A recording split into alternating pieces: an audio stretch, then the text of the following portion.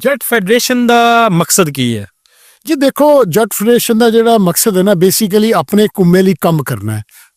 ਅਮਨ, ਮੁਹੱਬਤ, ਭਾਈਚਾਰਾ ਦਾ ਫਰੋਗ, ਜਿਹੜਾ ਕੋਈ ਮਾੜਾ ਭਰਾ ਹੈ ਉਹਦੀ ਹੈਲਪ ਕਰਨਾ, ਉਹਨੂੰ ਸਪੋਰਟ ਕਰਨਾ, ਤਾਂ ਕਿ ਉਹਦੇ ਨੇ ਕੁੰਬਾਂ ਤੇ ਕਾਵਾਂ ਤੇ ਚਿੜੀਆਂ ਨੂੰ ਵੀ ਆਪਣਾ ਪਿਆਰਾ ਹੁੰਦਾ। ਵਾਹ ਜੀ ਵਾਹ ਜੀ। ਤੇ ਸਾਨੂੰ ਵੀ ਪਿਆਰਾ, ਅਸੀਂ ਇਹਦੇ ਲਈ ਕੋਸ਼ਿਸ਼ ਕਰਨੇ ਆ ਕਿ ਅਸੀਂ ਆਪਣੇ ਕੁੰਬੇ ਲਈ ਕੁਝ ਕਰਕੇ ਜਾ ਸਕੀਏ। ਜੱਟ ਫੈਡਰੇਸ਼ਨ ਦਾ ਮਕਸਦ ਕੀ ਹੈ?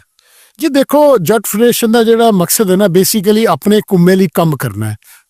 ਅਮਨ, ਮੁਹੱਬਤ, ਭਾਈਚਾਰਾ ਦਾ ਫਰੋਗ, ਜਿਹੜਾ ਕੋਈ ਮਾੜਾ ਭਰਾ ਹੈ ਉਹਦੀ ਹੈਲਪ ਕਰਨਾ, ਉਹਨੂੰ ਸਪੋਰਟ ਕਰਨਾ, ਤਾਂ ਕਿ ਉਹਦੇ ਨੇ ਕੁੰਬਾਂ ਤੇ ਕਾਵਾਂ ਤੇ ਚਿੜੀਆਂ ਨੂੰ ਵੀ ਆਪਣਾ ਪਿਆਰਾ ਹੁੰਦਾ। ਵਾਹ ਜੀ ਵਾਹ ਜੀ। ਤੇ ਸਾਨੂੰ ਵੀ ਪਿਆਰਾ, ਅਸੀਂ ਇਹਦੇ ਲਈ ਕੋਸ਼ਿਸ਼ ਕਰਨੇ ਆ ਕਿ ਅਸੀਂ ਆਪਣੇ ਕੁੰਬੇ ਲਈ ਕੁਝ ਕਰਕੇ ਜਾ ਸਕੀਏ। ਜੱਟ ਫੈਡਰੇਸ਼ਨ ਦਾ ਮਕਸਦ ਕੀ ਹੈ?